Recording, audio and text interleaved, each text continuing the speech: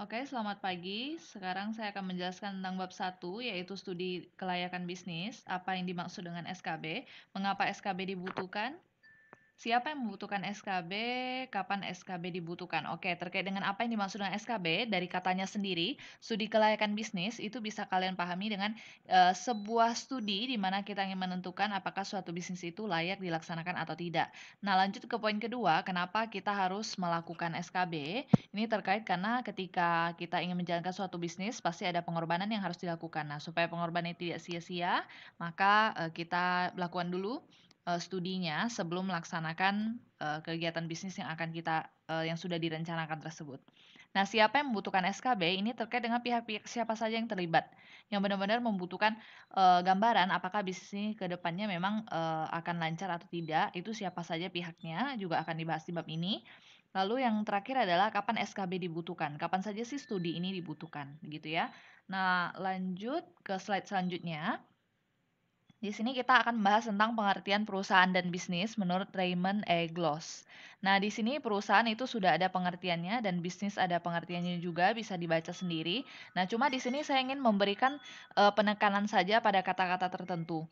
Untuk perusahaan sendiri itu merupakan sebuah organisasi. Jadi ini seperti subjek begitu ya.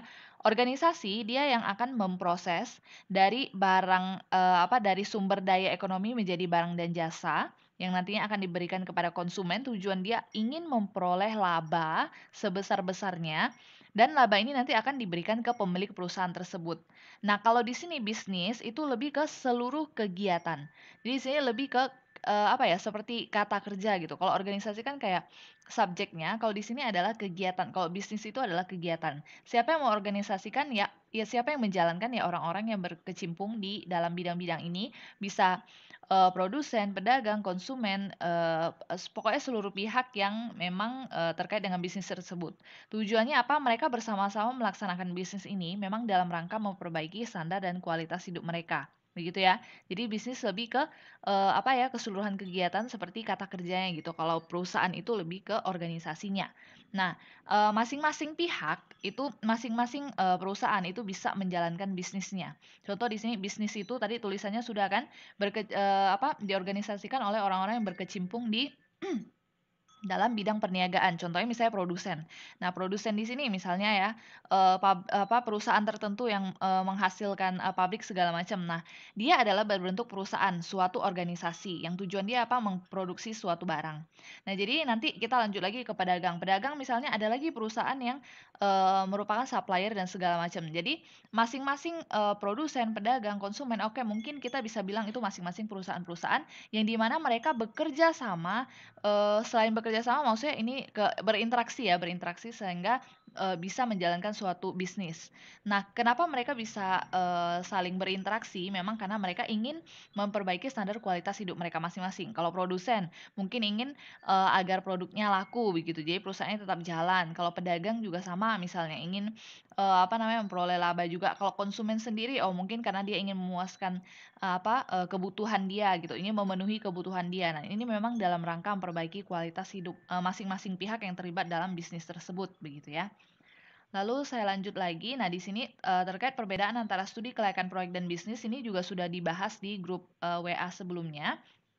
Nah, jadi kalau di slide selanjutnya juga akan disampaikan intinya ya, sebenarnya studi kelayakan proyek sama bisnis itu bedanya apa sih gitu ya.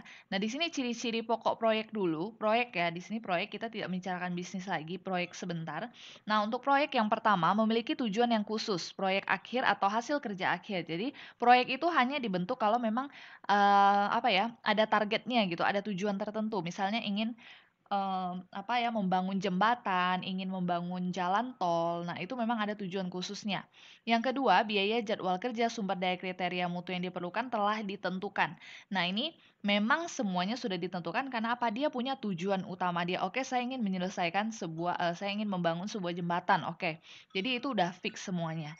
Nah, yang ketiga adalah kegiatan bersifat sementara yang dibatasi oleh selesainya tugas. Jadi, kegiatan ini tidak berjalan long term. Jadi memang kalau tugasnya selesai, kerjaannya selesai, proyeknya selesai, ya udah proyek itu selesai.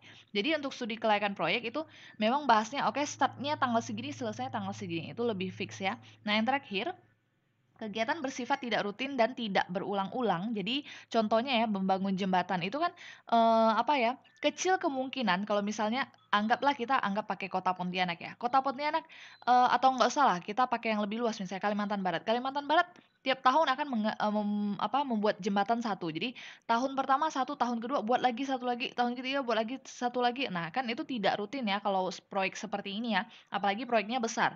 Misalnya ingin, membangun apa ya, pelabuhan internasional. Nah, ini kan tidak rutin. Jadi memang, apa ya, hanya momen-momen tertentu.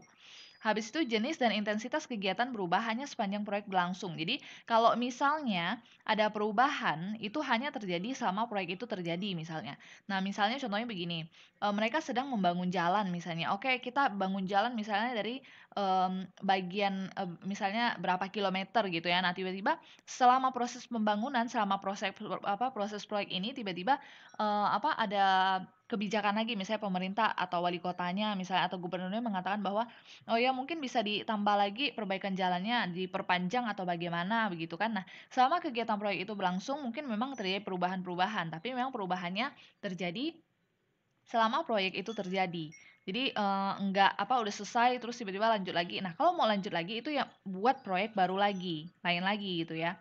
Oke, di sini di slide selanjutnya itu ada, intinya perbedaan antara studi kelayakan proyek dan studi kelayakan bisnis. Nah, di sini juga sudah diberi warna merah di sini untuk yang studi kelayakan proyek itu, untuk jangka waktu tertentu saja. Seperti yang sudah disampaikan sebelumnya, dia memang untuk, proyek-proyek tertentu saja. Tapi kalau studi kelayakan bisnis itu waktunya tidak bisa ditentukan, karena apa? Studi kelayakan bisnis itu kita memang untuk long term, begitu ya.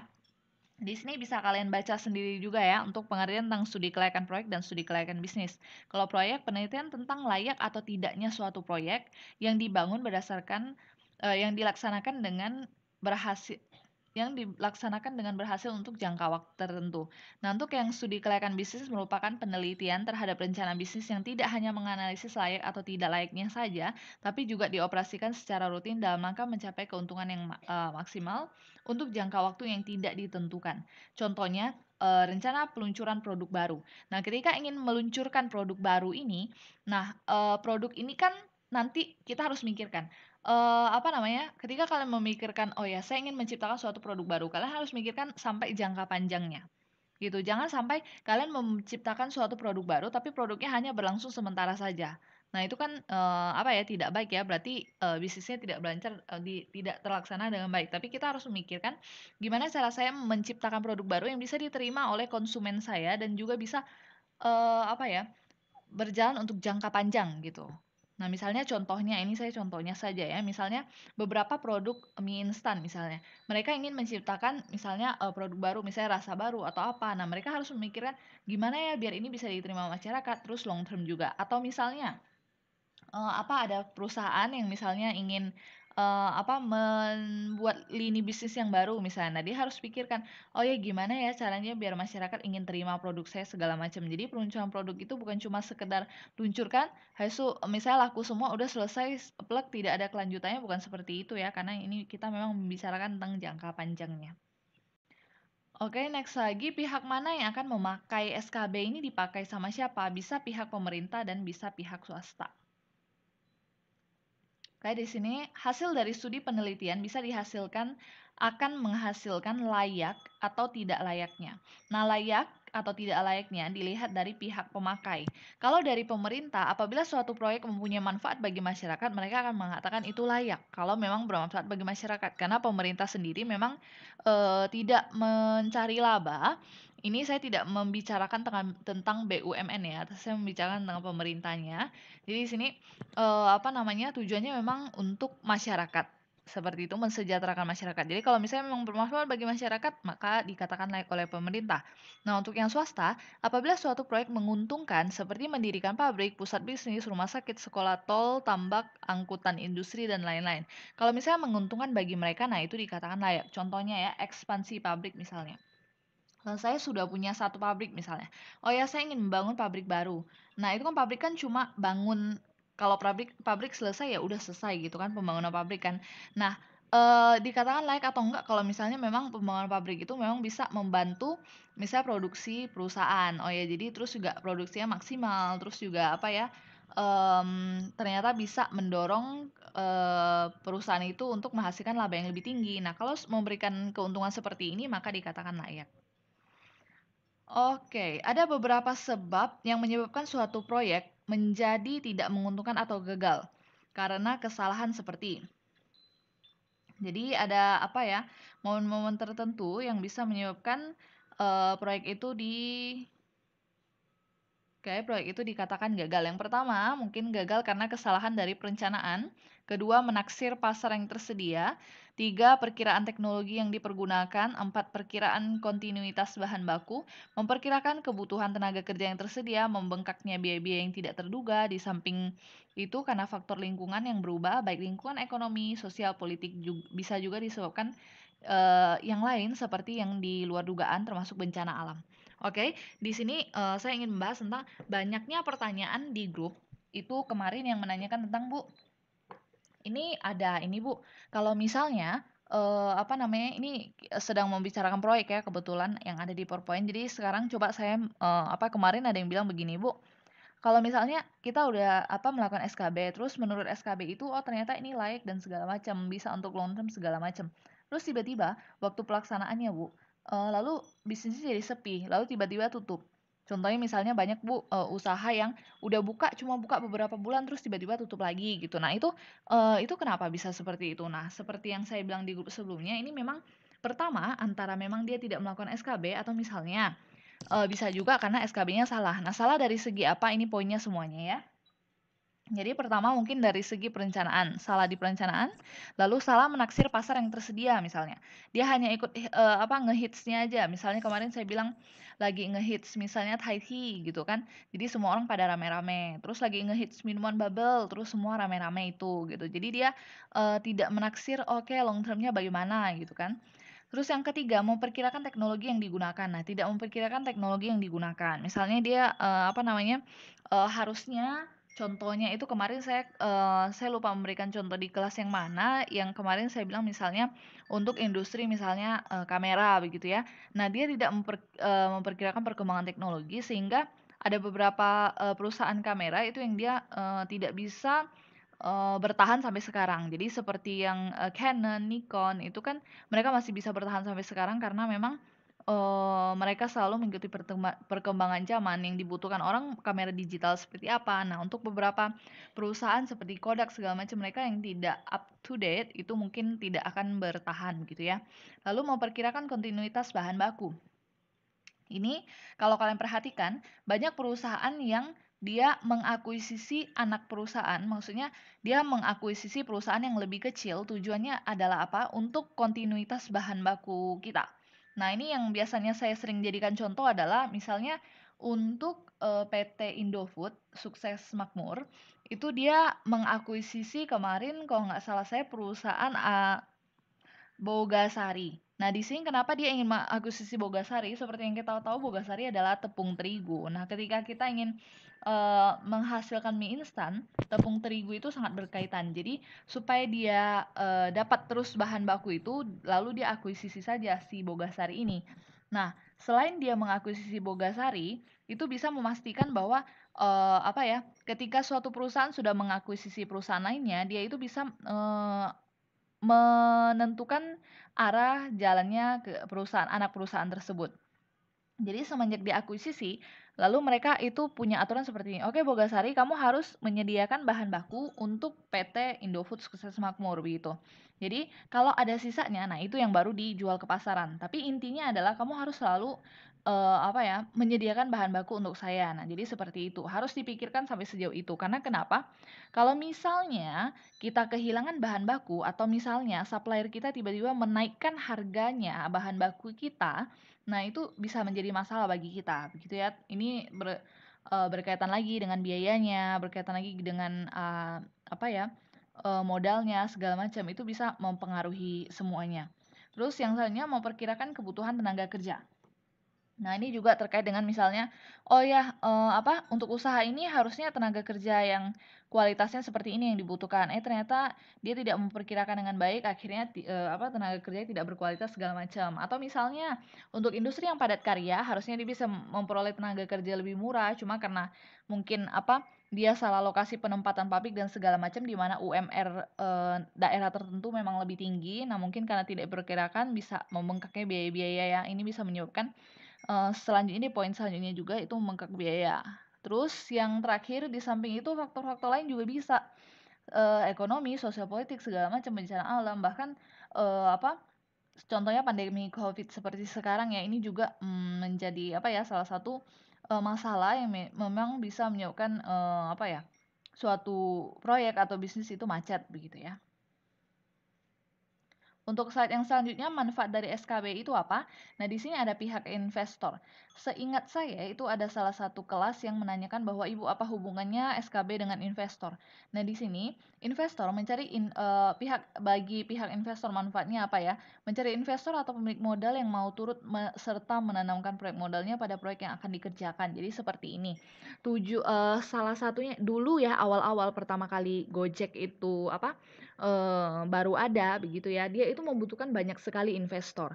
Nah, gimana cara, kita membuat investor itu percaya dengan bisnis kita dan ingin berani untuk menanamkan modalnya, uangnya ke tempat kita adalah kita memang harus, ibaratnya menyediakan proposal. Kalau proyek berarti proposal ya. Kalau bisnis berarti kita harus memang memberikan gambaran kalau, oh ya ke depannya itu saya memang mampu begitu menghasilkan laba untuk mengembalikan untuk bisa dibagikan kepada, investor begitu. Karena investor tujuannya apa? Dia memang punya dana yang besar, tapi dia ingin menempatkan dana dia itu di tempat yang bisa menghasilkan return atau laba yang lebih tinggi di masa depan. Jadi, di sini, ketika seseorang melakukan studi SKB, studi kelayakan bisnis, itu berarti dia ingin, memberikan gambaran kepada para pihak investor, gimana sih ke depannya, bisnis saya gitu. Berapa besar keuntungan yang akan dihasilkan apabila Anda menanamkan modal Anda di tempat saya. Nah, jadi manfaatnya itu memang untuk mencari investor begitu. Nah, investor juga butuh juga SKB. Kenapa? Seperti yang saya bilang, investor memang carinya adalah keuntungan. Jadi dia memang ingin menitipkan dana dia di tempat yang memang, berpotensial bagi dia. Nah, kalau misalnya Gojek ternyata berhasil memberikan gambaran, oh ya pangsa pasar Indonesia itu sangat luas sekali. Nah, orang Indonesia itu, penduduknya banyak, lalu, memang butuh apalagi misalnya Gojek ya yang, terkait dengan sepeda motor misalnya, itu pasti dipakai sekali. Nah, karena mereka mungkin bisa memberikan, penjelasan dan studi dan analisis yang memang memberikan ini ya, bisa memberikan return yang tinggi di masa depan. Nah, akhirnya para investor ini bersedia menanamkan modalnya misalnya di Gojek begitu ya. Nah, dari pihak kreditor sendiri, pendanaan proyek dapat dipinjam dari bank sebelum memutuskan untuk memberikan kredit. Nah, modal itu seperti biasa ya, bisa diperoleh dari investor, melalui saham ya, bisa juga diperoleh melalui kredit. Jadi kita bisa mengajukan kredit dengan pihak perbankan, tapi memang untuk perbankan memang ada ini ya, bunga-bunganya tertentu segala macam ya. Nah, bagi, mahasiswa yang pernah mengajukan kredit di bank pasti tahu proses mengajukan kredit itu susah sekali. Apalagi kalau misalnya kalian berupa perusahaan atau bisnis, apalagi kalau bisnisnya itu bisnis kecil, bukan bisnis yang besar ya. Maksudnya di sini adalah kadang kalau misalnya pengusaha yang udah sukses sekali, kalau dia mengajukan kredit ke bank, nah itu bank itu udah biasa.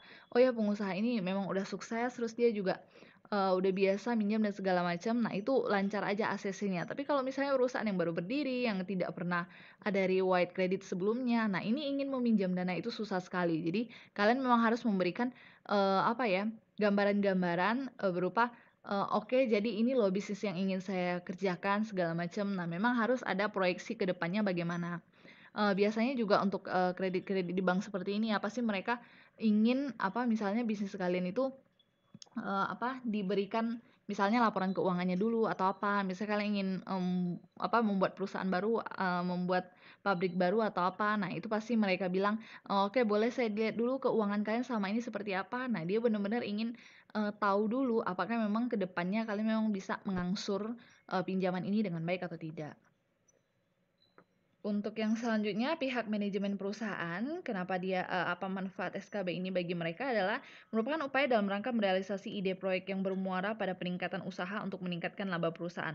Nah, jadi di sini juga kalau misalnya melakukan SKB, oke, jadi mereka juga bisa apa ya? Ibaratnya itu seperti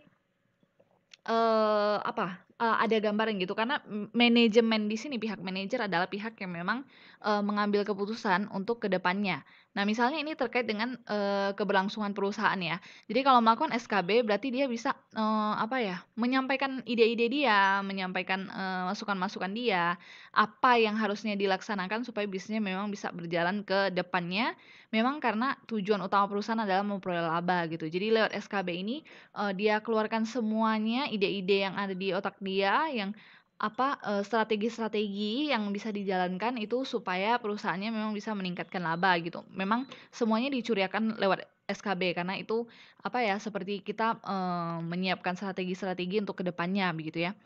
Lalu, bagi pihak pemerintah dan masyarakat manfaatnya apa? Perlu memperhatikan kebijakan yang telah ditetapkan oleh pemerintah karena secara langsung atau tidak langsung mempengaruhi kebijakan perusahaan. Oke. Jadi untuk yang, pihak pemerintah dan masyarakat ini terkait dengan salah satunya kalau kalian pernah dengar itu CSR gitu ya. Jadi misalnya, ketika kita membuat suatu pabrik apalagi sekarang sekarang ya, itu terkait dengan lingkungan itu penting. Misalnya kalian ingin membuat sebuah pertambangan misalnya ya. Nah, ketika ingin membuka suatu lahan lagi untuk pertambangan, nah itu kan sangat lingkungan itu kan sangat berpengaruh sekali, masyarakat di sekitarnya kan itu sangat sangat berpengaruh sekali gitu ya. Nah jadi, harus dilakukan studi dulu apakah tidak masalah jika dilakukan pertambangan di sini. Oke misalnya, sumber tambangnya itu banyak sekali di daerah sana, cuma harus diperhatikan dulu kondisi masyarakat di sekitar bagaimana, terus peraturan pemerintah bagaimana. Jangan sampai misalnya ada masalah, contohnya misalnya, oh ya karena, ada pertambangan jadi limbahnya dibuang sembarangan, nanti masyarakatnya bisa segala macam atau misalnya, seperti misalnya kalau misalnya kita buat misalnya proyek di situ bisa bisa menyebabkan kebakaran hutan segala macam seperti yang kemarin ya, eee, apa namanya beberapa misalnya pabrik itu disalahkan karena mereka kemarin pembersihan lahannya misalnya, dibakar hutannya segala macam. Nah itu kan memang semua proyek-proyek seperti ini itu harus menyesuaikan dengan aturan pemerintah dan juga masyarakat sekitar. Dan bisa juga misalnya ada proyek-proyek tertentu yang memang, misalnya, terkait dengan radiasi dan segala macam yang memang tidak boleh dekat dengan pemukiman masyarakat. Jadi harus dilakukan studi dulu supaya kedepannya jangan sampai proyeknya udah dijalanin nih, udah dibentuk pabrik di situ, ternyata baru, sadar kalau, "Oh iya, menurut aturan pemerintah ternyata tidak boleh seperti ini." Nah, masa pabriknya udah jadi kita baru, karena, melanggar peraturan pemerintah jadi harus ditutup, nah itu kan bisa rugi juga. Atau misalnya karena, "Oh iya, ternyata, memang, mengganggu masyarakat atau berbahaya bagi masyarakat." Nah, padahal pabriknya udah jadi atau lahannya misalnya udah jadi segala macam, terus tiba-tiba karena memang tidak bisa merugikan masyarakat, oh ya terpaksa harus berhenti. Nah, ini kan bisa merugikan gitu. Jadi sebelum mulai lebih baik dipersiapkan dulu. Lalu bagi tujuan pembangunan ekonomi, perlu dianalisis manfaat yang akan didapat dan biaya yang akan ditimbulkan. Nah, ini penting sekali, terkait dengan, SKB itu terkait dengan pasti terkait dengan biaya dan, benefit and ini ya, benefit and cost ya, cost and benefit. Jadi berapa biaya yang akan dikeluarkan dan, manfaat apa semuanya. Jadi memang harus dianalisis. Oke, yang selanjutnya, pentingnya investasi. Manfaat yang bisa diperoleh dari investasi adalah penyerapan angkatan tenaga kerja, meningkatkan output yang dihasilkan, penambahan atau hemat devisa. Nah, di sini pentingnya investasi. Kenapa kalau misalnya menjalankan bisnis itu penting ada investasinya. Yang pertama menyerap angkatan tenaga kerja. Hubungannya apa, Bu? Semakin tinggi investasinya, maka kegiatan bisnis kalian bisa dimaksimalkan mungkin. Kalau misalnya udah semaksimal mungkin itu membutuhkan tenaga kerja yang lebih banyak, nah jadi penyerapan tenaga kerjanya akan lebih banyak lagi. Yang kedua, peningkatan output yang dihasilkan. Nah, ini seperti tadi ya, semakin tinggi investasinya maka eh, apa bisnisnya juga akan semakin besar skalanya, nah sehingga output yang dihasilkan juga akan semakin banyak.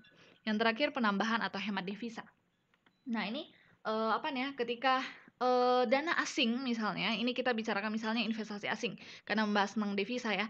Nah, misalnya investasi asing masuk ke Indonesia itu berarti cadangan mata uang asing di Indonesia itu meningkat. Nah, sehingga menambah devisa negara.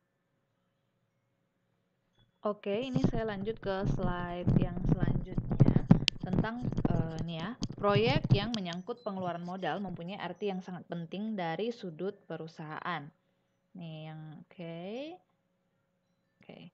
Pengeluaran modal mempunyai konsekuensi jangka panjang. Pengeluaran modal umumnya menyangkut modal yang sangat besar. Komitmen pengeluaran modal tidak mudah diubah. Nah, ini memang ya terkait dengan proyek bisnis itu ketika apalagi ini ketika yang menjalankan ada perusahaan, apalagi negara, itu setiap kali ingin memulai bisnisnya atau proyeknya itu pasti benar-benar membutuhkan modal yang sangat besar, lalu memang efeknya untuk jangka panjangnya. Contoh, dia ingin membangun pabrik. Nah, pabrik ini apakah memang bisa bermanfaat bagi dia? Jangan sampai contohnya ya, misalnya perusahaan Garuda. Oke, dia ingin pengadaan pesawat baru. Nah, misalnya dia sembarangan aja main pesan-pesan aja. Nah, masalahnya apakah pesawatnya yang baru-baru itu dan yang bagus itu memang bisa menunjang dia memperoleh laba atau justru menjadi beban hutang dia yang terlalu tinggi. Nah, semua terkait pengeluaran modal ini memang konsekuensinya untuk jangka panjang, memang modalnya besar dan tidak mudah diubah-ubah. Tidak mungkin orang sudah mendirikan sebuah pabrik terus tiba-tiba udah jadi, oke kita hancurkan saja dan kita buat yang baru. Nah, ini memang tidak mudah untuk diubah ya. Oke, slide selanjutnya, tujuan dilakukannya studi kelayakan bisnis. Proyek investasi umumnya memerlukan dana yang cukup besar dan mempengaruhi perusahaan dalam jangka panjang. Karena itu dilakukan studi yang berhati-hati agar jangan sampai proyek tersebut yang terlanjur menginvestasikan dana yang sangat besar, ternyata proyek tersebut tidak menguntungkan selain untuk memperbaiki penilaian investasi. Nah, di sini kemarin di grup itu ada yang menanyakan seperti ini. Bu, ketika kita melakukan SKB itu sendiri, itu kan pasti ada tenaga, ada modal yang dikeluarkan, Bu. Contohnya begini ya, misalnya kemarin saya ambil contoh McD misalnya. Nah, sebelum dia memasuki pangsa pasarnya yang ada di Pontianak, nah itu dia ini dulu, studi dulu. Nah, ketika dia membayar suatu pihak atau membayar orang untuk melakukan suatu studi, itu udah keluar biaya, udah mengeluarkan biaya, waktu. Itu kemarin ada mahasiswa yang nanya ya. Nah, ternyata dikeluarkanlah hasil bahwa oke, sepertinya kurang cocok kalau McD buka cabang di Pontianak gitu ya. Nah, itu kan nggak sia-sia ya, Bu? Nggak apa ya, yang namanya kita melakukan studi contohnya, oke saya ambil skala yang lebih besar kemarin, pembangunan ibu kota ya. Nah, mereka pergi ke lokasi, mereka survei, mereka sampai buat kemarin sayembara apa kompetisi ya untuk, ini ya, desainnya segala macam ya, itu kan semua biaya, waktu. Itu apa nggak sia-sia ya, Bu, ya? Nah, ini yang namanya kita melakukan SKB itu kita tuh ibaratnya, seperti memperkirakan dulu gitu. Jadi SKB ini penting sebagai perencanaan. Bayangkan kalau perencanaan ini tidak diadakan. Nah, ibarat kita tidak tahu apa-apa, tiba-tiba Jokowi bilang, "Oke, dananya segini, kita buat langsung ibu kota." Terus misalnya tidak ada perencanaan ya, "Oke, pokoknya tahun ini harus langsung buat ibu kota." Nah, dampaknya apa itu kalau tidak ada perencanaan? Nah, oke saya balik lagi misalnya yang kasus yang misalnya McD atau apa gitu ya. Kemarin ada yang bilang juga Ricis Factory kalau nggak salah. Bu itu kasusnya Ricis Factory bagaimana? Misalnya nih di Pontianak kemarin ngehits banget terus tiba-tiba sekarang sepi ya. Contohnya ini saya mohon maaf kalau misalnya memang sebut nama toko atau apa ini supaya kalian paham aja begitu ya. Jadi misalnya tidak dilakukan survei, terus tiba-tiba, "Oke, kita buka langsung cabang di sini." Nah, ternyata efeknya apa? Tidak bisa bertahan lama. Nah, jadi, kenapa sih, Bu, udah keluar biaya, waktu orang masih melakukan studi gerakan bisnis, ya memang dibandingkan loh, ketika melakukan perencanaan memang kita keluar modal, keluar pengorbanan, tapi kan manfaat yang diperoleh akan lebih besar karena balik lagi ya, ini membutuhkan modal yang banyak. Jangan sampai modal Anda sia-sia ketika bisnis itu udah jalan dan ternyata tidak baik ya, ke depannya terus tiba-tiba tutup. Nah, itu kan, bisa merugi ya. Makanya memang SKB ini penting ya itu tadi, untuk perencanaan. Dan di sini juga selain untuk perencanaan biar kita nggak rugi ke depannya, itu untuk memperbaiki penilaian investasi. Nah, balik lagi ya, ini saya bicara saja kalau misalnya terkait dengan investasi itu sebenarnya dia ada grade-nya, kalau misalnya investor asing ya. Misalnya, terkait dengan suatu misalnya instrumen investasi tertentu itu ada grade-nya. Kalau misalnya memang proyeknya bagus segala macam itu grade A. Kalau misalnya lebih rendah ya lebih turun lagi B+ kan segala macam gitu ya. Nah, negara saja bahkan ada penilaian investasinya. Misalnya kemarin ya, saya lupa antara tahun 2019 apa 2018 di mana Indonesia itu mendapatkan penilaian dari S&P kalau tidak salah atau dari pihak mana gitu penilaian yang luar mengatakan bahwa oh iya, grade investasi Indonesia itu dinaikkan waktu itu. Nah, itu dampaknya apa ya? Orang itu langsung berani. Misalnya Indonesia dulu C ya penilaian investasinya, terus tiba-tiba dinaikkan jadi B. Nah, investor asing itu melihat bahwa oh Indonesia sudah layak nih investasi. Nah, mereka lebih berani menanamkan modalnya, begitu ya. Itu penting sekali. Dan saya lanjut di slide selanjutnya. Jadi tujuan dilakukannya studi kelayakan bisnis itu memang untuk menghindari keterlanjuran penanaman modal. Jadi jangan sampai udah apa ya terlanjur dananya, udah keluar semua modalnya terus tiba-tiba gagal gitu kan. Jadi untuk menghindari keterlanjuran penanaman modal yang terlalu besar untuk kegiatan yang ternyata tidak menguntungkan. Studi kelayakan ini akan memakan biaya, namun biaya tersebut relatif kecil dibandingkan dengan resiko kegagalan. Nah, ini tadi ya sudah saya sampaikan. Oke, memang keluar biaya, cuma bandingkan dengan benefit yang akan Anda peroleh, Anda bisa menyelamatkan diri kita itu dari kegagalan. Nah, itu ini ya manfaatnya besar sekali ya. Jadi dibandingkan dengan risiko kegagalan suatu proyek yang menyangkut investasi yang besar, begitu ya. Terus, oke, sekarang kita akan mempelajari dalam studi kelayakan bisnis ada hal-hal yang perlu diketahui. Jadi dalam melakukan SKB ya, ada beberapa hal yang perlu diketahui. Oke, di sini pertama ruang lingkup kegiatan proyek. Jadi untuk semua hal-hal yang berpengaruh terhadap hal-hal yang berkaitan dengan proyek tersebut. Nah, itu harus dipahami apakah ruang lingkupnya terpadu, maksudnya aman tidak ini legal atau tidak segala macam begitu. Yang ke B, cara kegiatan proyek dilakukan sendiri atau diserahkan kepada pihak lain. Misalnya ingin mengadakan suatu proyek misalnya, ini ingin dilaksanakan oleh perusahaan kita sendiri, tim dari internal kita, atau kita meng-hire orang dari luar gitu. Apalagi contohnya ya sekarang itu banyak beberapa kegiatan itu event organizer di mana mereka meng-hire tim itu bukan cuma tim internal tapi mereka meng-hire tim luar di mana dihitung sebagai freelance gitu ya. Terus yang C, itu evaluasi terhadap aspek-aspek yang menentukan berhasilnya seluruh proyek. Nah, itu dievaluasi lagi. Kan tadi saya bilang SKB itu kan memang banyak dipengaruhi oleh faktor-faktor eksternal gitu. Nah, ini memang harus dievaluasi, dikaji kembali semua aspek yang bisa mempengaruhi proyek tersebut. Lalu yang D, sarana yang diperlukan oleh proyek. Nah, ini penting, semua sarana yang menunjang apa saja memang harus diketahui dengan baik. Terus yang E, hasil kegiatan proyek tersebut serta biaya-biaya yang harus ditanggung. Nah, ini apalagi ya, terkait dengan cost ya, pengorbanan apa yang harus dikeluarkan itu harus diketahui secara rinci. F, akibat-akibat bermanfaat dari proyek tersebut, akibat yang bisa ditimbulkan melalui proyek tersebut, benefitnya juga segala macam.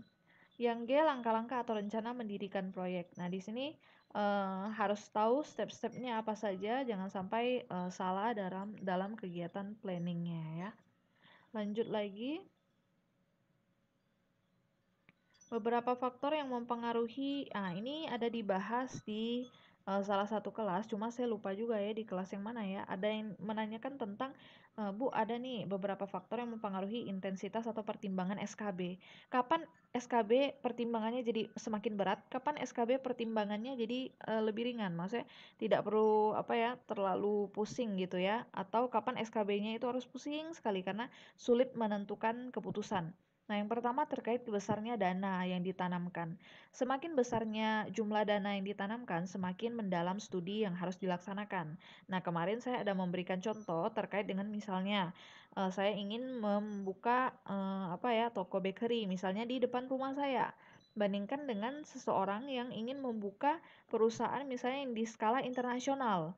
Nah, itu kan dananya udah beda sekali ya. Punya saya yang hanya toko bakery di depan rumah, itu modalnya hanya berapa dibandingkan dengan yang buka skala internasional misalnya. Nah, semakin besar dana yang ditanamkan diperlukan di dalam bisnis atau proyek tersebut, maka memang pertimbangan SKB-nya itu jadi semakin berat. Banyak hal yang harus dipertimbangkan. Yang kedua, ketidakpastian proyek. Sulitnya memperkirakan hasil penjualan atau barang baru yang sejenis. Nah, ketidakpastian ini memang menyebabkan pertimbangan dalam SKB semakin berat.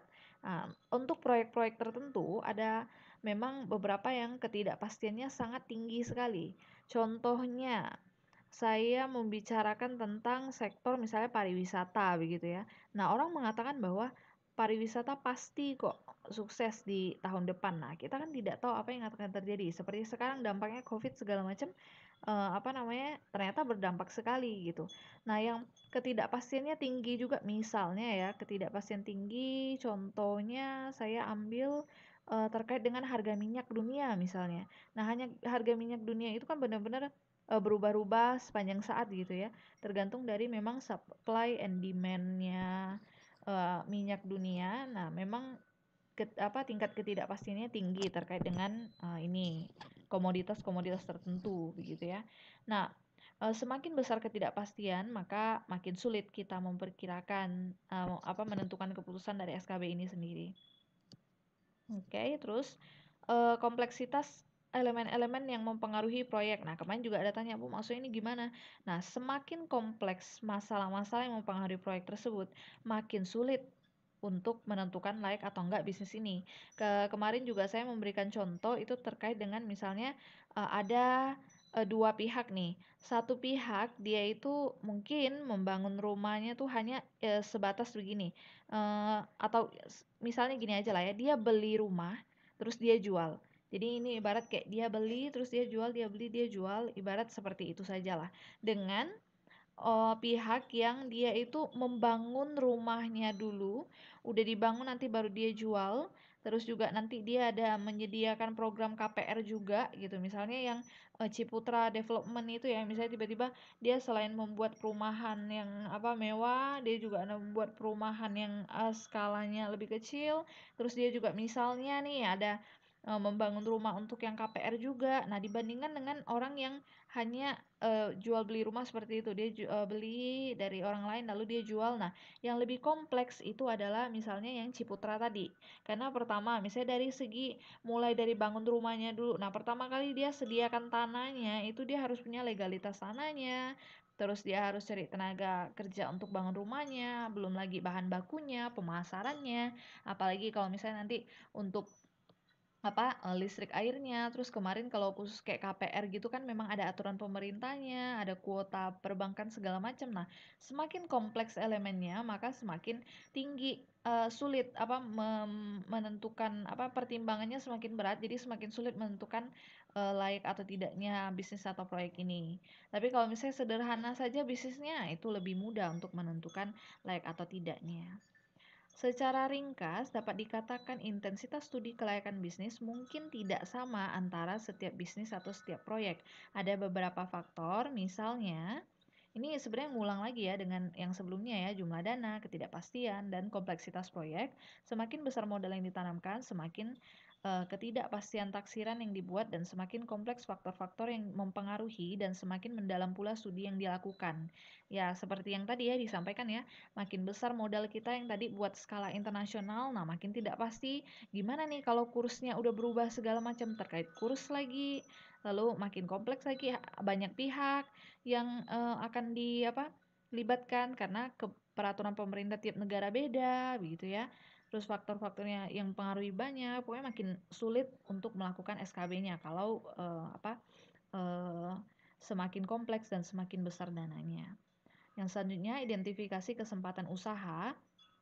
Di sini kita ingin melihat kesempatan-kesempatannya, gimana cara identifikasinya. Identifikasi yaitu pengamatan yang dilakukan terhadap lingkungan untuk memperkirakan kesempatan dan ancaman dari usaha. Tahap-tahap sebentar ya. Nih, tahap-tahap kesempatan usaha yang pertama kita mengidentifikasi dulu, kita amati lingkungan untuk memperkirakan kesempatan dan ancaman dari usaha. Dilakukan dengan cara mempelajari import ekspor, terus menyelidiki materi lokal, mempelajari keterampilan tenaga kerja, melakukan studi industri, menerapkan kemajuan teknologi, mempelajari hubungan antar industri, menilai rencana pembangunan. Nah, ini intinya semua terkait dengan mempelajari dulu. Jadi benar-benar kita ibaratnya apa ya, kuasai dulu kuasai dulu lingkungan tempat Anda ingin membuka usaha atau membuka bisnis atau melaksanakan proyek. Contohnya saya memberikan contoh sederhana kemarin, ada teman saya misalnya dia ingin membuka toko sepatu. Nah, dia sebelum membayar untuk menyewa ruko segala macam, dia melakukan survei, dia melihat nah, oh ya mana ya yang rukonya lebih murah begitu kan. Nah, ketika diperoleh beberapa tempat, nah itu dia benar-benar memperhatikan kondisi lingkungan di sekitar ruko tersebut. Bagaimana masyarakatnya di sekitar, apakah ramai, bagaimana kemampuan ekonomi masyarakat sekitar, seperti apa produk yang harus saya jual, seperti apa promosi yang harus dilakukan. Nah, itu memang semuanya harus dipelajari di bagian ini ya, yang identifikasi. Lalu yang kedua adalah tahap perumusan, yang ketiga tahap penilaian, 4 pemilihan, dan implementasi. Kalau tadi sudah diidentifikasi, sudah dipelajari, baru kita merumuskan. Menerjemahkan kesempatan investasi ke dalam suatu proyek yang konkret dan dengan faktor-faktor yang penting dan dijelaskan secara garis besar. Jadi tadi sudah diidentifikasi, oke, misalnya ini ya, saya ambil contoh misalnya. Lagi ngehits penjualan bubble misalnya, kita identifikasi, oh ya ini bubble ini sepertinya minuman bubble itu ya sepertinya begini pangsa pasarnya, udah dia pelajari, diidentifikasi tadi kan. Oh ya bahan bakunya begini begini, udah dipelajari semua, kita merumuskan. Nah, kita menerjemahkan kesempatan investasi itu ke dalam suatu proyek. Oke, jadi karena lagi ngehits minuman bubble, oke, saya sepertinya ingin membuka kedai atau apa konsepnya begitu ya. Lalu dilakukanlah penilaian, melakukan analisis terhadap aspek pasar. Nah, ini baru dia survei, oke, saya ingin pangsa pasar apa ya yang ingin saya tuju begitu ya. Teknik keuangannya semua gimana, modalnya dari mana, ekonomi secara keseluruhan dia perhatikan, ketika dia dijual lokasi tertentu, bagaimana kemampuan masyarakat sekitar, terus pemilihan dengan mengingat segala keterbatasan dan tujuan yang akan dicapai. Nah, ini sesuaikan dengan kondisi Anda. Misalnya saya modalnya cuma segini, atau misalnya saya hanya bisa menjual ini. Nah, jadi lokasi di mana yang strategis, atau produk apa saja yang tepat untuk saya jual begitu untuk lokasi seperti ini. Jadi memang menentukan pilihan, dan terakhir adalah implementasi, menyelesaikan proyek tersebut dengan tetap berpegang pada anggaran. Ini sedang membicarakan proyek ya, cuma kalau kita terapkan ke bisnis juga bisa. Jadi tetap mengimplementasikan proyek tersebut dengan tetap berpegang pada anggaran. Jadi untuk dilaksanakan sesuaikan dengan anggarannya. Contoh misalnya saya lanjut ke bisnis lagi ya. Dianggarkan bahwa misalnya untuk modal membuat bubble itu segini. Pokoknya satu minuman itu bahan bakunya seperti ini gitu. Terus tiba-tiba ketika jual terus misalnya dia merasa orangnya terlalu baik hati ya, aduh ini saya tambahkan lah segala macam. Nah, jadi anggaran untuk bahan bakunya saja sudah berubah, atau misalnya lagi lah penjualnya justru jadi pelit gitu ya, jadi dikurangi lagi bahan bakunya, itu udah beda lagi, menghemat tapi bagaimana ya rasanya jadi berubah. Nah, jadi tidak tercapai apa yang ingin dicapai. Oke. Selanjutnya, dalam SKB dikenal dua analisis, karena kedua analisis berbeda cara perhitungannya. Yang pertama adalah analisis keuangan, menitik beratkan pada pendekatan mikro, hanya membatasi pada manfaat dan pengorbanan benefit and cost dari segi perusahaan yang berhubungan langsung dengan usaha tersebut. Hasil analisis disebut sebagai the private return, dan analisisnya sering disebut juga sebagai analisis komersil. Usaha atau proyek yang dilakukan oleh pihak swasta pada umumnya cukup hanya dianalisis secara keuangan saja. Nah, jadi bisnis-bisnis atau proyek yang dilakukan oleh pihak swasta seperti pembangunan pabrik, atau itu kalau proyeknya bangun pabrik atau bangun misalnya ingin pengadaan alat transportasi baru segala macam ya. Terus atau misalnya terkait dengan bisnisnya, misalnya dia tadi ingin membuat produk baru, atau misalnya dia ingin membuka lini usaha baru atau misalnya ingin akuisisi perusahaan lain. Nah, ini cukup dianalisis secara keuangan saja. Jadi hanya pertimbangkan biaya-biaya saya berapa, bebannya dirincikan, terus return-nya yang akan diperoleh berapa. Nah, yang kedua itu adalah analisis ekonomi, menitik beratkan pada pendekatan makro dengan melihat kegiatan usaha dari segi perekonomian secara keseluruhan dengan mengidentifikasi manfaat dan pengorbanan suatu kegiatan usaha terhadap masyarakat umumnya. Hasilnya disebut the economic return atau the social return. Usaha atau proyek skala besar atau yang dilakukan oleh pemerintah pada umumnya selain analisis ekonomi juga perlu dengan analisis keuangan. Contohnya ya, kemarin yang pemindahan ibu kota itu. Nah, jadi pokoknya setiap proyek pemerintah itu pasti memang dia lihatnya secara makro ya, harus lihat secara makro. Terus selain dia lihat secara makro juga, dia itu memperhatikan dari segi keuangannya, apakah pendanaannya cukup atau tidak. Tetap dihitung benefit and cost-nya. Cuma memang dia juga perhatikan ekonomi mikro karena memang apalagi terutama pemerintah ya, dia memang menjalankan pemerintahan di Indonesia regulasinya, jadi jangan sampai tidak memperhatikan ekonomi gitu ya. Oke, kita lanjut. Beberapa alasan yang mendorong dilakukannya analisis ekonomi. Nah, jadi kenapa sih perlu dilakukan analisis ekonomi yang memperhatikan masyarakat luas itu kenapa perlu dilakukan? Yang pertama adalah karena ketidaksempurnaan pasar yang berupa distorsi pasar yang disebabkan oleh jadi pasar itu eh, gimana ya? Tidak selalu konstan, tidak selalu tetap. Banyak hal-hal yang bisa mempengaruhi kestabilan dari pasar itu sendiri. Nah, di sini dari ketidaksempurnaan pasar karena berupa disebut dengan distorsi pasar. Jadi memang faktor-faktor tertentu yang membuat kondisi pasar itu menjadi tidak normal segala macam gitu ya. Nah, kenapa kondisi pasar itu menjadi tidak normal? Tidak seperti biasanya normal itu karena memang kebijakan yang ditetapkan oleh pemerintah. Sebenarnya pemerintah membuat kebijakan ini bukan untuk mentidak normalkan pasar, itu bukan tujuan utamanya sih sebenarnya ya.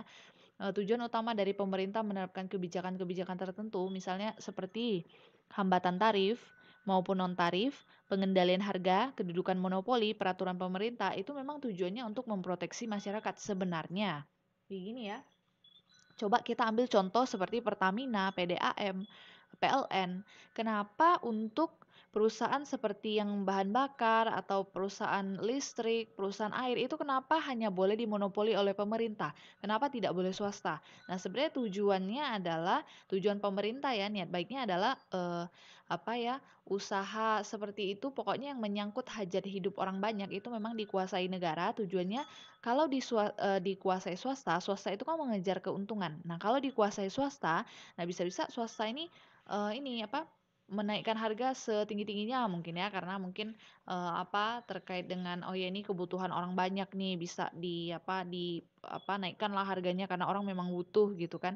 Nah, untuk menghindari harga seperti itu maka dikuasai oleh pemerintah. Jadi tujuannya supaya tetap distabilkan harganya tidak terlalu mahal, masyarakat masih bisa menggunakan barang tersebut. Nah, jadi contohnya itu ya. Jadi seperti monopoli atau misalnya pengendalian harga, misalnya harga beras dikendalikan gitu karena ada untuk mengatasi inflasi. Nah, hal-hal ini kan sebenarnya bentuk dari proteksi pemerintah. Cuma memang efeknya adalah membuat pasar menjadi tidak normal, tidak berjalan dengan normal seperti pada umumnya karena efek dari proteksi ini sendiri. Nah, jadi memang harus dilakukan analisis karena memang ada distorsi pasar ini. Yang kedua adalah adanya pajak dan subsidi-subsidi di mana pajak dan subsidi ini maksudnya pajak itu kan adalah sumber pendanaan bagi pemerintah ya. Mereka memang adalah uang-uang yang diperoleh dari kekayaan konsumen-konsumen dan kekayaan dari produsen-produsen yang diberikan kepada negara. Nah, karena itulah maka harus dimanfaatkan dengan baik. Jangan sampai sembarangan. Kalau misalnya pemerintah ingin membangun jembatan dan karena ini terkait dengan dana-dana mereka, maka memang harus dilakukan analisis ekonomi secara makro seperti ini. Jadi jangan sembarangan, tapi harus disesuaikan lagi karena terkait dengan pendanaan negara pendanaan negara ya. Yang terakhir adalah berlakunya konsep surplus dan supply dan demand. Nah, di sini supply dan demand ini memang sangat berkaitan sekali dengan ekonomi makro ya, bukan rahasia lagi. Contohnya nih, kemarin ada kasus di mana harga BBM ini terlalu rendah. Kenapa bisa rendah? Karena supply-nya banyak, itu dihasilkan terus BBM-nya, sedangkan permintaan minyak itu menurun, permintaan bahan bakar menurun. Nah, efeknya apa? Supply-nya banyak sekali, tidak ada yang minta, maka akhirnya harganya turun. Nah, supaya bisa mengatasi seperti ini, bagaimana kebijakan ekonomi yang dilakukan? Oke, kita kurangi supply-nya, sehingga pelan-pelan harganya pun kembali normal. Jadi memang supply dan demand ini memang berpengaruh, memang harus diperhatikan dengan baik, dalam menganalisis ekonomi, dalam analisis ekonomi ini. Next. Nah ini terkait subsidi nih. Ini ada subsidi itu dari segi analisis finansial dan analisis ekonomi, sudut pandangnya berbeda. Nah, kembali lagi ke yang tadi pajak itu ya. Sebenarnya pajak itu kan merupakan tadi ya alokasi kekayaan dari masyarakat yang diberikan kepada pemerintah gitu kan. Jadi di sini sama dengan subsidi ya. Subsidi sebenarnya suatu pembayaran transfer dari masyarakat ke proyek. Nah, jadi contohnya pemerintah memberikan subsidi BBM yaitu premium. Nah, untuk premium itu disubsidi. Jadi, untuk premium harganya lebih murah. Nah, kenapa pemerintah bisa memberikan subsidi? Salah satunya memang dari pendanaan dari masyarakat sendiri, misalnya dari perolehan pajak misalnya ya. Nah, ini semua itu memang sebenarnya dari uang rakyat kan. Tujuannya apa? Manfaatnya ke masyarakat sendiri sih, memang ke manfaat masyarakat sendiri begitu. Jadi dari rakyat untuk rakyat gitulah ya. Nah, kalau kita lihat dari analisis finansial, subsidi itu mengurangi atau menurunkan biaya proyek. Jadi kalau finansial kita lihatnya dari segi misalnya swasta gitu ya. Nah, em, untuk mengirimkan barang ini ke kota sebelah itu biaya bensin misalnya normalnya 200.000, tapi karena ada subsidi jadi tinggal 150.000. Nah, ini kan mengurangi biaya proyek. Tapi kalau misalnya di analisis ekonomi, nah ini terkait dengan tadi kan analisis ekonomi kan terkait dengan masyarakat ya secara umum lagi. Nah, ini kenapa harus di-adjust? Karena kita ingin menghilangkan pengaruh dari subsidi. Karena logikanya adalah ini memang uang masyarakat. Lalu manfaatnya memang dirasakan oleh masyarakat itu sendiri. Jadi sama aja masyarakat keluar uang, terus efeknya adalah subsidi mengurangi biaya juga kan, ibaratnya kayak masyarakat bayarnya jadi lebih murah, tapi kenapa bisa lebih murah? Karena ya sebelumnya mereka udah bayar duluan, maksudnya gimana ya? Seperti apa ya? Ketika mereka bayar pajak, ada sesuatu yang mereka bayar gitu kan. Nah, mereka udah keluar uang nih. Nah, dampaknya apa? Uang mereka itu digunakan untuk memberikan subsidi kepada mereka. Jadi, ketika mau mereka membeli BBM, itu mereka belinya lebih murah. Nah, tidak bisa dikatakan lebih murah juga sih karena apa? Sebelumnya juga sudah saya bayar lewat mana? Lewat pajak misalnya gitu kan. Nah, jadi memang dari rakyat untuk rakyat karena memang ini memang uang rakyat sendiri ya udah makanya kalau dari segi analisis ekonomi itu memang harus di-adjust. Jadi dihilangkan pengaruhnya. Subsidi itu sama aja kok. Sama-sama uang rakyat dan memang dampaknya ke rakyat. Jadi kayak nggak efek begitu. Jadi memang harus di-adjust gitu ya. Lanjut ke pengaruh inflasi terhadap cost and benefit. Semakin cepat laju inflasi, semakin besar ukuran benefit yang dinyatakan dengan uang atas dasar harga yang berlaku. Di lain pihak, terjadinya inflasi akan mempengaruhi ukuran biaya, namun biasanya benefit dari suatu proyek lebih besar dari biayanya. Jika tidak, maka proyek harus dihentikan atau ditolak. Nah, ini kita kan tahu inflasi kan kenaikan harga-harga pada umumnya ya. Nah, di sini mereka dikatakan di PowerPoint-nya mengatakan bahwa memang semakin besar inflasi, kalau misalnya harga-harga barang-barang itu semakin naik, maka benefit yang diperoleh itu juga akan tinggi juga. Nah, cuma kalau kita lihat dari segi biaya memang tinggi juga. Contoh, misalnya jika kita membicarakan tentang suatu bisnis, misalnya bahan bakunya, ketika membeli bahan baku terjadi inflasi, maka harga bahan baku juga akan naik. Nah, berarti bebannya juga akan naik kan. Nah, cuma ketika dia sudah memproses menghasilkan menjadi suatu produk, produk dia juga akan naik juga. Karena apa? Dampak dari inflasi itu sendiri. Jadi sama aja sih biaya-biayanya naik, hasil produk jadi outputnya juga naik. ketika dijual juga harga lebih tinggi. Cuma biasanya memang produk yang dijual itu memang lebih mahal daripada biaya yang dikeluarkan. Jadi memang benefit yang diperoleh memang diusahakan lebih besar daripada cost yang dikeluarkan. Karena balik lagi kita memang ingin mengejar keuntungan atau labanya. Oke, sekarang saya lanjut ke berbagai macam biaya dari proyek. Jadi ada biaya-biaya tuh biaya apa aja sih?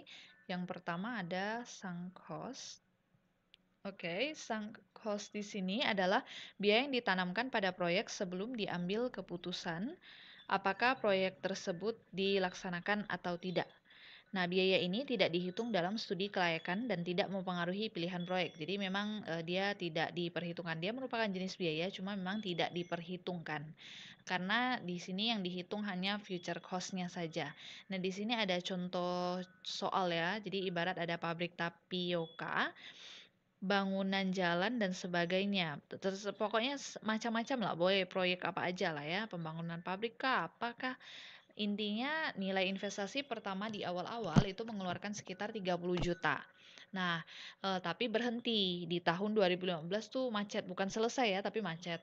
Nah, terus di tahun 2017 dilanjutin lagi. Nah, biaya yang kemarin-kemarin tuh yang nyangkut, yang 30 juta itu tidak akan diperhitung lagi, tidak akan dianggap sebagai biaya. Gitu ya. Itu adalah sunk cost. Yang kedua, adalah terkait dengan penyusutan atau depresiasi. Nah, ini mungkin sudah dipelajari di pengantar akuntansi ya, terkait dengan penyusutan atau depresiasi, terutama terkait dengan aset tetap. Nah, ini kan sebenarnya nilainya yang menurun. Contohnya ya, saya membeli sebuah gedung. Nah, nilai dari gedung ini kan akan menurun terus. Semulanya saya beli 1 miliar, nah pelan-pelan akan menurun gitu ya. Atau misalnya kendaraan saja lah. Kendaraan saya beli misalnya 200 juta. Nah, kendaraan tiap tahunnya pasti nilainya akan menurun. Nah, penurunan ini kan sebenarnya tidak benar-benar uang kita berkurang ya. Misalnya saya beli, mobil itu 200 juta, terus mengalami penyusutan per tahun misalnya, 5 juta begitu, kan tidak benar-benar uang saya tiba-tiba berkurang di rekening 5 juta tiap tahun kan enggak, tapi memang nilainya. Misalnya dari keadaan mobil tersebut jadi, mulai lusuh, mulai kemampuannya berkurang. Nah, itu penyusutan adalah pengurangan, nilai dari suatu aset, tapi pengurangannya itu bukan uang cash yang berkurang, tapi memang nilainya. Nah, karena ini, cuma nilai, maka dalam studi SKB itu, tidak dihitung jadi biaya dia, begitu ya. Walaupun di akun itu tulisannya beban penyusutan segala macam, cuma dalam studi kelayakan bisnis itu dia dimasukkan dalam biaya. Kan kita mau cost and benefit. Nah, kalau penyusutan itu kita tidak masukkan ke dalam cost-nya gitu ya. Yang selanjutnya nih, terkait dengan tanah nih. Nah, tanah adalah biaya tanah yang timbul dihitung dari aspek, bisa dihitung dari finansial dan ekonomi. Kalau kalian hitung dari segi finansial, berarti adalah nilai dari harga jual ya, waktu pertama kali kita beli tanah tersebut. Nah, kalau ekonomi adalah production foregone atau pengorbanan produksi karena adanya proyek atau pembangunan lain. Oke, biaya yang selanjutnya itu biaya konstruksi.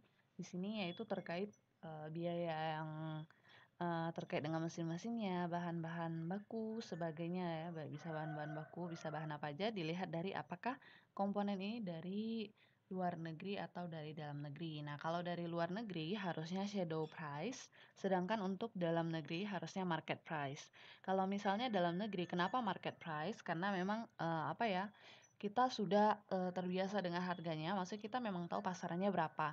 Nah, kalau di luar negeri ini kadang kita memang tidak tahu fixnya harganya berapa, makanya masih shadow price. Untuk shadow price memang ada dibahas di slide selanjutnya sih. Cuma intinya memang kalau market price itu kita tahu harga pasarannya fixnya memang berapa, kurang lebih seperti itu. Nah, kalau barang dari luar negeri kan kita memang tidak tahu fixnya berapa. Nah, bisa lebih tinggi, bisa juga lebih rendah. Terutama misalnya nanti terkait lagi dengan misalnya dikenakan nanti di bagian bea cukai misalnya ada pajak impornya kah, segala macam. Nah, jadi memang masih berupa shadow price. Biaya yang selanjutnya adalah biaya operasi, pemeliharaan atau maintenance. Adalah biaya yang dikeluarkan untuk menjaga agar proyek dapat berproduksi. Oke. Di sini biaya operasi dan pemeliharaan menyangkut bisa upah atau bahan-bahan. Nah, upah terdiri dari upah yang skill dan unskill seperti biasa ya. Kalau upah skill harus dipakai shadow wage, yaitu upah yang mencerminkan upah yang sesungguhnya. Kalau skill itu berarti apa ya? Tenaga kerjanya tuh yang ibaratnya itu tenaga kerjanya itu yang istilahnya ya berpendidikan, nah gitulah. Jadi dia punya keahlian-keahlian tertentu, punya bidang keahlian tertentu, menguasai bidang keahlian tertentu. Kalau unskill berarti dia seperti buruh pabrik yang kerjanya di proyek yang apa ya, di manufaktur yang berskala apa besar. Nah itu biasa buruh yang buruh pabrik seperti itu, yang unskill. Jadi tidak memiliki keahlian khusus. Terus untuk yang bahan-bahan perlu diteliti apakah bersifat tradable, yaitu barang impor atau dapat diekspor kembali apabila tidak dipakai. Jika bersifat tradable, maka harga yang relevan adalah border price atau harga perdagangan internasional. Nah, tradable itu dari kata trade-nya kan pertukaran. Tradable berarti bisa ditukar. Kalau nggak dipakai ya bisa ditukar kembali. Seperti itu ya. Terus kontingensi ini sepertinya juga ada kelas yang bertanya kemarin. Oke. Kontingensi itu biaya yang tidak terduga. Kesalahan-kesalahan dalam perhitungan atau underestimate kemungkinannya selalu ada. Oleh karena itu, perlu adanya suatu jumlah yang ditambahkan pada biaya konstruksi. Misalnya, pengaruh inflasi yang dapat menyebabkan kenaikan harga barang dan jasa yang dipakai dalam suatu proyek, adanya pekerjaan-pekerjaan yang lebih sukar dari perkiraan semula sehingga memerlukan waktu lembur dan tambahan biaya. Jadi kita memang harus mengestimasi, memperkirakan kira-kira apa ya? Kayak cadangannya gitulah ya untuk yang kontingensi ini. Menambahkan biaya-biaya tambahan untuk cadangan yang mungkin akan terjadi. Nah, ini intangible cost yang dari katanya yang tidak berwujud ya, yaitu biaya yang sulit dihitung dengan uang. Contoh pengotoran air, asap rokok, kebisingan, ini biaya-biaya yang apa ya? Tidak berwujud, apa namanya? Tidak bisa dilihat dengan kasat mata, tidak bisa dinilai dengan uang langsung berapa nominalnya, tapi memang inilah yang menjadi beban bagi perusahaan. Seperti pengotoran air, asap rokok, kebisingan suara, itu kan memang apa ya, beban yang dihasilkan dari proyek atau bisnis ini. Nah, terus benefit kan udah bicarakan tentang cost tadi kan, jenis-jenis dari beban-beban biaya. Nah, sekarang kita bicarakan benefitnya. Daripada proyek yang dapat dibagi dalam pertama direct benefit. Nah, direct di sini kan langsung ya. Direct di sini adalah langsung, jadi yang kita rasakan langsung. Di sini ada kenaikan dalam output fisik atau kenaikan nilai daripada output yang disebabkan karena adanya output apa namanya? Misalnya ya contohnya dari proyek ini kita misalnya dengan pembangunan pabrik.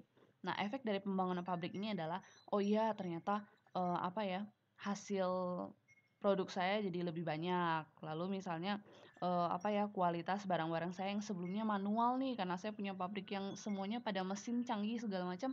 Oke, kualitas produk saya jadi lebih tinggi. Perubahan lokasi, perubahan waktu penjualan, penurunan kerugian, perubahan proses, misalnya apa, jadi lebih cepat prosesnya. Nah, itu kan semua dirasakan langsung. Jadi output fisiknya tuh, apa, apa ya, mengalami peningkatan gitulah. Yang kedua adalah penurunan biaya. Nah, misalnya kalau misalnya dulu saya manual, aduh butuh tenaga kerja yang banyak sekali. Jadi beban tenaga kerja tuh tinggi. Tapi setelah saya membuat pabrik misalnya, terus apa, semua pada mesin segala macam, oke pas menjalankan proyek ini memang butuh investasi besar karena membeli mesin segala macam. Cuma ketika sudah dijalankan ternyata memang biaya-biaya itu mulai menurun, terutama tenaga kerja menurun. Habis itu ternyata benefit yang dirasakan yang tadi ya produknya bagus, kualitasnya, jumlahnya banyak. Nah, ini memang dirasakan langsung. Nah, yang ini selanjutnya yang kedua adalah indirect benefit. yang dirasakan tidak langsung. Jadi tidak secara tidak langsung itu memberikan manfaat bagi kita, cuma kita memang tidak merasakan adanya benefit ini. Habis itu nih, benefit yang timbul atau dirasakan di luar proyek karena adanya realisasi dari proyek tersebut. Ada 3 macam. Pertama, benefit yang disebabkan oleh proyek yang biasa disebut multiplier effect. Jadi, dengan adanya proyek ini ternyata memberikan efek di satu hal, terus satu hal ini lagi juga memberikan manfaat lagi, ya, multiplier effect. Terus yang B, itu benefit yang disebabkan karena adanya economic of scale, keuntungan skala besar. Jadi misalnya karena satu proyek kecil ini, nah ternyata misalnya misalnya ya tujuan kita mendirikan pabrik misalnya, kita ingin misalnya produk kita yang A itu untuk nah ini misalnya saya bicarakan tentang contohnya perusahaan Aisa ya, Aisa yang TBK itu. Saya lupa singkatan nama perusahaannya apa, cuma saya ingat kode sahamnya Aisa gitu. Nah, jadi Aisa ini produknya yang paling laku itu adalah taro nih misalnya. Nah, dengan saya dirikan pabrik, saya bisa menghasilkan produk taro itu, snack yang taro itu dengan lebih banyak gitu. Nah, mungkin tujuan kita awalnya adalah kita ingin lini produk yang snack makanan ini itu menghasilkan laba yang tinggi. Nah, ternyata yang dirasakan adalah justru dari pembuatan pabrik ini justru bisa menyelamatkan perusahaan. Nah, jadi waktu itu si perusahaan Aisa ini terkena masalah dan segala macam.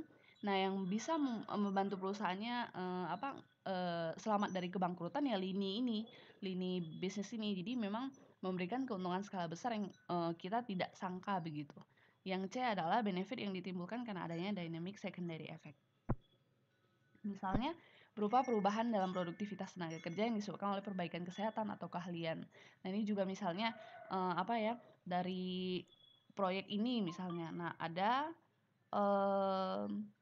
dynamic secondary effect yang tidak kita rasakan. Kalau di sini dia pakai contoh ini ya, perubahan dalam produktivitas tenaga kerja ya, perbaikan keahlian dan kesehatan atau keahlian ya. Cuma kalau dari contoh saya misalnya sama dengan yang multiplier tadi misalnya. Tujuan kita itu mendirikan pabrik misalnya, karena kita ingin menggunakan mesin dan segala macam. Nah, cuma mungkin karena semenjak kita buat pabrik ini, kita akan menggunakan mesin yang lebih canggih. Nah, mesin itu bisa mengurangi polusi udara atau segala macam. Nah, itu juga bisa seperti itu. Jadi masyarakat sekitar juga tidak merasakan lagi misal limbah-limbah yang kotor dari produksi sebelumnya gitu. Nah, ini intangible benefit.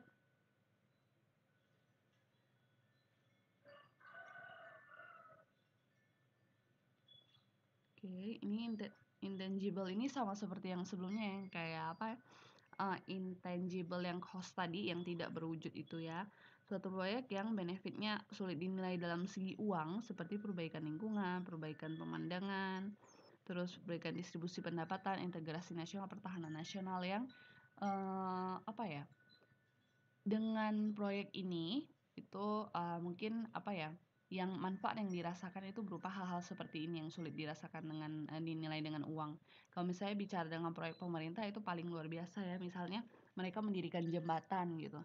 Nah, jembatan ini ternyata memang membantu sekali di bidang ekonomi gitu kan, masyarakat bisa lebih sejahtera. Nah, kesejahteraan ini kan misalnya sulit dihitung, atau misalnya lewat jembatan ini bisa menghubungkan masyarakat bisa jadi lebih mudah dalam transportasinya. Cuma kan kita mau hitung tingkat kepuasan masyarakat terhadap ini kan sulit gitu ya, dinilai dengan uang. Nah, ini tadi shadow price yang ada dibahas sebelumnya. Di sini dijelaskan shadow price merupakan suatu harga yang nilainya tidak sama dengan harga pasar, bisa di atas walaupun di bawah. Kalau harga pasar kan lebih fix, sehingga tapi harga yang kita tidak tahu berapa ini itu dianggap mencerminkan nilai sosial yang sesungguhnya dari barang tersebut gitu. Jadi karena tadi contohnya kayak barang luar negeri gitu ya, kita nggak tahu fixnya berapa, nah makanya masih shadow gitu, masih bayangan-bayangan gitu lah ya harganya. Nah, terus di sini di akhir PPT-nya itu membahas tentang industri manufaktur dan industri jasa. Nah, ini Kenapa di awal-awal kita bahas SKB terus tiba-tiba di akhir bahas tentang manufaktur dan jasa? Karena apa ya? Zaman dulu itu industri manufaktur tuh kayak bagus banget. Dimana orang itu sangat suka sekali yang namanya industri manufaktur yang skala besar, yang proses produksinya itu benar-benar nyata dari apa ya? Dari memproduksi bahan baku sampai bahan jadi itu jelas nyata. Nah, itu orang paling suka apa namanya, perusahaan seperti itu. Nah, cuma semakin berjalannya waktu, manufaktur itu mulai tergantikan dengan industri jasa. Karena makin banyak industri jasa sekarang yang justru lebih apa, sukses daripada manufaktur. Nah, bahkan salah satu apa namanya, investor yang paling apa, kaya itu ya, yang namanya Warren Buffett itu dulu dia paling suka industri manufaktur. Dia mengatakan bahwa dia senang menginvestasikan uangnya di industri manufaktur seperti Coca-Cola Company dan segala macam karena itu nyata. Jadi ada barang apa, mulai dari bahan bakunya sampai bahan jadinya tuh nyata. Nah, tapi perlahan-lahan memang industri bisnis berubah ke jasa. Misalnya apa, dari hal misalnya ya, misalnya kayak perusahaan Google atau misalnya Facebook segala macam. Nah, mereka kan apa, memang industri-industri yang menghasilkan jasa seperti itu. Habis itu banyak faktor yang mempengaruhi bisnis bergerak ke arah jasa. Di sini ada karena perubahan regulasi pemerintah, swastanisasi perusahaan-perusahaan pemerintah. Swastanisasi ini maksudnya perusahaan pemerintah yang kayak misalnya ya BUMN itu berubah jadi swasta, nah begitu ya. Dan organisasi nirlaba yang dulunya misalnya yayasan yang tidak mencari laba, cuma dia menjadi swasta. Komputerisasi dan inovasi teknologi. Nah, ini contohnya kayak yang Facebook atau gitu ya. Atau misalnya apa ya? Hmm, Instagram segala macam atau misalnya kayak Gojek segala macam. Nah, itu kan memang dalam segi jasa. Oke, next. Nah, ini juga salah satu yang mendorongnya juga ya. Karena ada perkembangan waralaba atau franchise, ekspansi leasing dan bisnis persewaan, pertumbuhan pusat-pusat jasa dalam perusahaan manufaktur, tekanan finansial terhadap organisasi-organisasi publik dan nirlaba, internasionalisasi bisnis jasa. Nah, untuk yang franchising yang pertama itu banyak, misalnya izin kita bisa apa, membuka apa, cabang misalnya dari KFC, misalnya kita bisa buka cabang di daerah kalian masing-masing dengan membeli franchise-nya. Untuk ekspansi leasing itu zaman sekarang itu eh, bisnis persewaan udah di mana-mana, jadi orang udah gampang misalnya dia ingin menyediakan jasa gitu ya. Terus pertumbuhan pusat-pusat jasa dalam perusahaan-perusahaan manufaktur. Nah, contohnya itu zaman sekarang misalnya eh, beberapa perusahaan-perusahaan mereka itu tidak mencari tenaga kerja itu sendiri. Jadi mereka lebih banyak bekerja sama dengan perusahaan-perusahaan yang memang sudah menyediakan tenaga kerja. Jadi istilahnya outsourcing ya. Jadi misalnya karyawan dia itu perusahaan yang induknya itu tidak perlu merekrut tenaga kerja lagi. Jadi dia tinggal kerja sama dengan perusahaan sebelah yang dimana perusahaan sebelah memang sudah eh, apa ya, perusahaan sebelah itu memang perusahaan yang sudah punya tenaga kerja, sudah dilatih tenaga kerja segala macam. Nah, jadi perusahaan yang induk ini tinggal bekerja sama dengan perusahaan sebelah, intinya tinggal bayar perusahaan sebelah. Nah, perusahaan sebelah yang akan mengirimkan tenaga kerjanya. Jadi istilahnya outsourcing gitulah ya. Nah, itu kan penyediaan tenaga kerja seperti itu kan jasa juga ya. Terus tekanan finansial terhadap organisasi publik dan nirlaba yang tadi yang terkait dengan swastanisasi, terus internasionalisasi bisnis jasa. Selanjutnya, perkembangan bisnis jasa. Implikasi penting terhadap perkembangan bisnis jasa ke depan, misalnya terjadi inovasi bisnis jasa, belanja barang melalui internet, Shopee segala macam ya. Makin meningkatnya partisipasi konsumen terhadap jasa, makin meningkatnya kandungan jasa pada barang. Makin meningkatnya partisipasi konsumen terhadap jasa ini seperti misalnya zaman sekarang orang lebih suka belanja online. Terus yang ketiga, makin meningkatnya kandungan jasa pada barang-barang.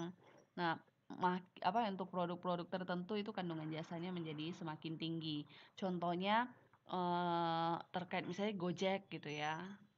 Apa kita bisa order makanan itu lewat GoFood segala macem.